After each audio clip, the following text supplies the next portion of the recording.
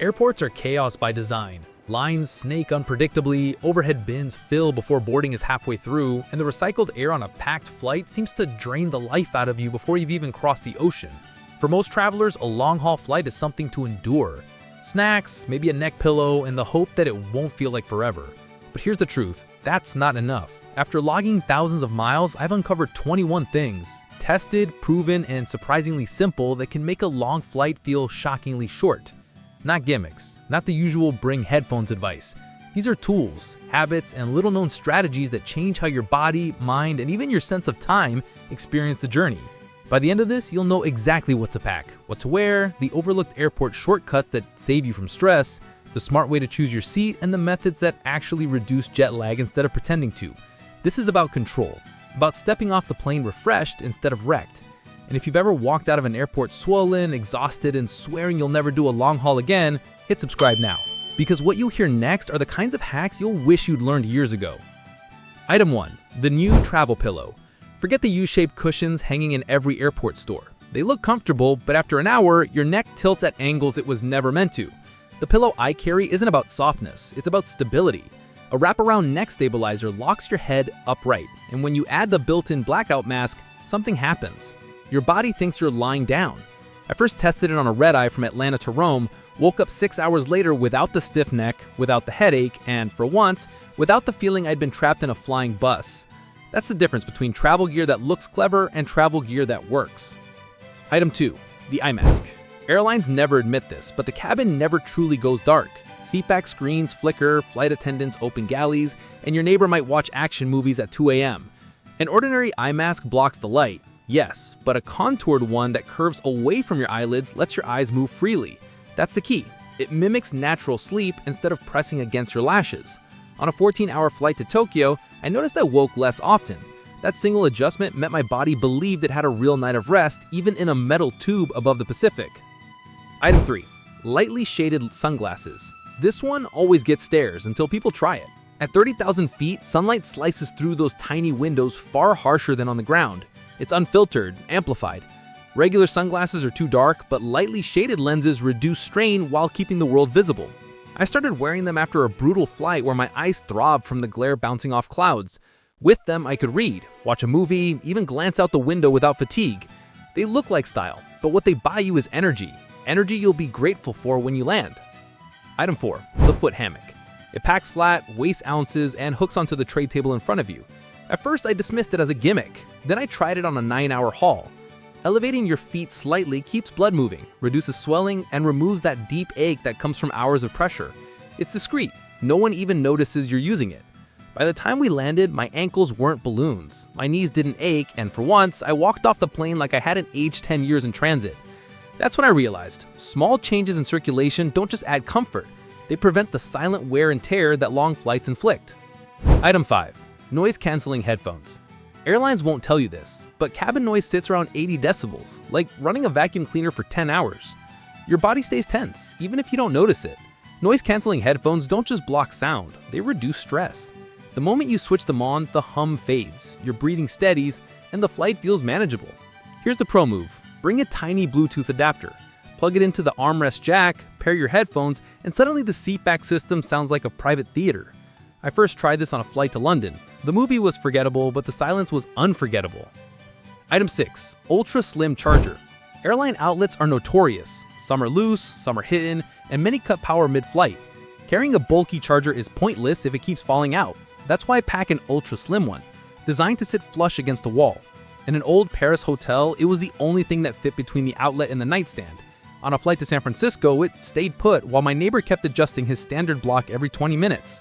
When power is scarce, the smallest design often delivers the biggest relief.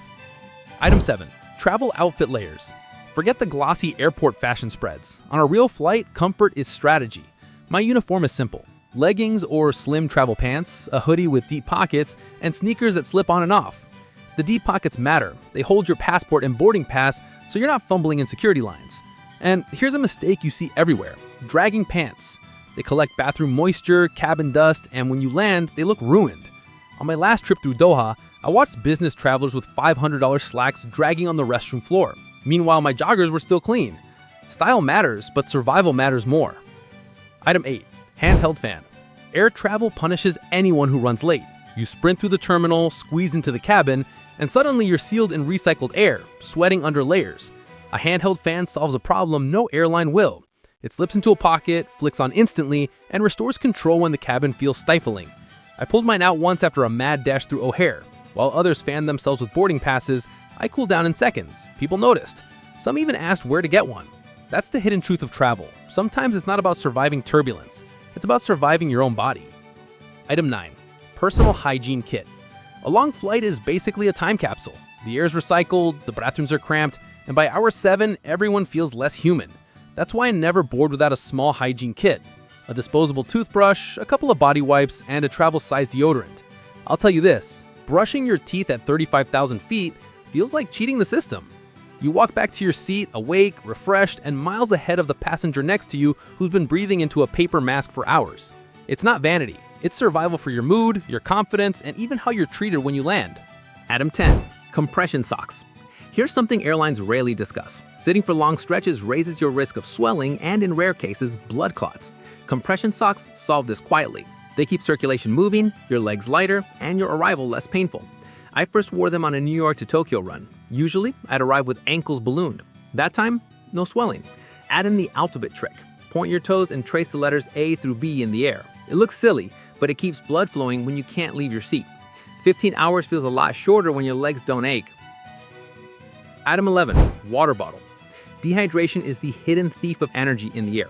The cabin's humidity is lower than the Sahara Desert. By the time flight attendants hand you that thimble-sized cup, you're already behind.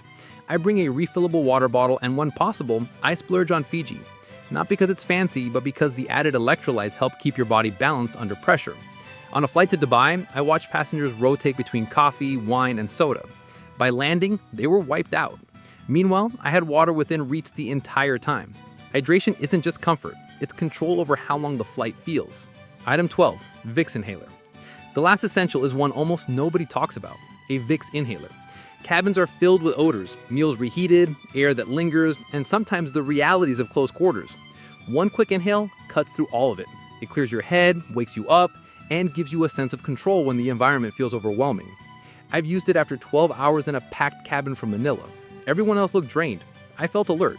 Small, discreet, but game-changing. Be honest, what's the one item you pack that you'd never tell anyone about, but secretly makes your flight bearable? Drop it in the comments because your hack might make someone else's flight way easier. Airport and security hacks. Most people accept security lines as punishment for flying. Shoes off, laptop out, belt in a plastic tray, and then the slow shuffle forward while the clock ticks. But here's the truth. You don't have to play that game every time. At Toronto Pearson, there's a service called YYZ Express. It's free. You just reserve a time slot online, show up, and walk through while the main line snakes endlessly. In Lisbon, it costs about €9. Small price, big reward. I've used both. In Toronto, I cleared security with time to grab coffee. In Lisbon, I was seated at the gate while others were still unpacking liquids into bins. Here's why this matters. Airports are designed around bottlenecks. They know stress makes passengers less rational and more likely to spend impulsively. But if you cut the line, you cut the stress. It's the difference between calmly walking to your gate with your boarding pass in hand or sprinting through the terminal sweating, convinced you're about to miss your flight. The choice is simple. A few minutes of planning versus hours of tension. And once you've felt that calm, you'll never go back to rolling the dice with standard lines. Seat selection strategies. On a plane, your seat isn't just a place to sit. It's your strategy for the next several hours. Window or aisle isn't about preference, it's about what you value most. A window seat is control. You decide the light, the view, and when the shade comes down. An aisle seat is freedom. You stand, stretch, and move without negotiating with strangers. The wrong choice for your body can stretch a flight into eternity. Then there's the bulkhead row, the holy grail for legroom. But here's the catch. No underseat storage. Everything must go in the overhead bin, which means reaching up and down every time you need something. Comfort traded for convenience. Exit rows also deliver legroom, sometimes more than business class. On certain airlines, they even board earlier. But you carry responsibility. You're expected to assist in emergencies. For some, that's a badge of honor. For others, a burden not worth the inches. Here's a trick few passengers use, the seat pairing hack. On a wide body with a 3-4-3 layout, book an aisle and a window in the same row. Most people won't pay to be stuck in the middle. Odds are you've just created an empty seat buffer. And if someone does take it, they'll usually swap for the aisle or window, leaving you with your choice. To make smart picks, I use FlightAware for the most current aircraft layouts, and I still check SeatGuru. Even though it's archived, the traveler comments on specific rows are pure gold. Last time, they saved me from a seat under a crew-only overhead bin. Half the row spent the flight with bags 3 aisles back. And here's the truth. Most people end up stuck in the worst seats because they don't know these tricks. If you don't want to be that person next time, subscribe, because this is the kind of insider knowledge airlines will never tell you. Beating jet lag isn't just about time zones. It's about whether your body is prepared for the shock. Most travelers treat it like an unavoidable curse. But with the right moves, you can land in Europe or Asia ready to explore, while others spend 3 days dragging themselves through hotel lobbies. Here's the first step. Tire your body out before the flight. A workout or even a long walk pushes your system towards fatigue. On overnight flights, that fatigue is gold. Your body is primed to rest instead of staring at the ceiling while the cabin hums around you. I learned this on a flight to Frankfurt. I hit the gym that morning, boarded exhausted, and slept through most of the 7 hours. I landed fresh while colleagues were yawning through meetings. Second, use a sleep strategy. If your flight crosses the night, prepare your body to actually treat it like night. Eye mask on, headphones blocking the world, posture adjusted.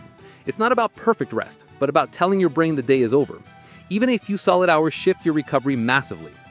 Third, buffer your arrival. If possible, don't schedule anything critical the moment you land.